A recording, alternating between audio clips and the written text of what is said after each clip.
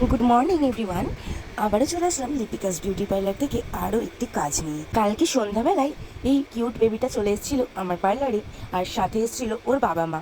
ওনাদের থেকে আমি যেটা জানতে পারলাম, এই কিউট বেবিটা কান ফোটাতে চাই, আর আগে আরও 2-3 বার কান ফোটানো হয়ে গেছে। তো ওনারা একটা পার্লারের কথা আমাকে জানালো যে লাস্ট ওখান থেকেই কানটা ফোটানো হয়েছে, কিন্তু কান ফোটানোর পরে কোনো রকম কোনো ছিদ্র সেভাবে হয়নি, আর ও নাকি অনেকটা কষ্টও পেয়েছে। তো যাই হোক, এইগুলো শুনে কিন্তু আমি আমার কাজটা শুরু করলাম। আর তারপরে এই বেবিটার সাহস নিয়ে যেটা বলার, সেটা হচ্ছে এই বেবিটা এতবার কান ফুটিয়েছে যে ওর সাহস এত বেড়ে গেছে, আর কোনো ভয় নেই এই বিষয়ে। আমি যখন কান ফোটাচ্ছিলাম ও কিন্তু দিব্যি চুপচাপ হাসি মুখেই ছিল। আর এমনকি আমি যতবার জিজ্ঞাসা করলাম যে লেগেছে লেগেছে, ও একটা কথাই বারবার বললো একটুও লাগেনি। তো যাই হোক, তোমাদের কেমন লাগলো আমার এই কাজটি অবশ্যই কমেন্ট করে জানিও। আর তোমাদের কারোর সাথে কি এরকম ঘটনা ঘটেছে, বারবার কান ফোটাতে হয়েছে কিন্তু লাভের লাভ কিছুই হয়নি?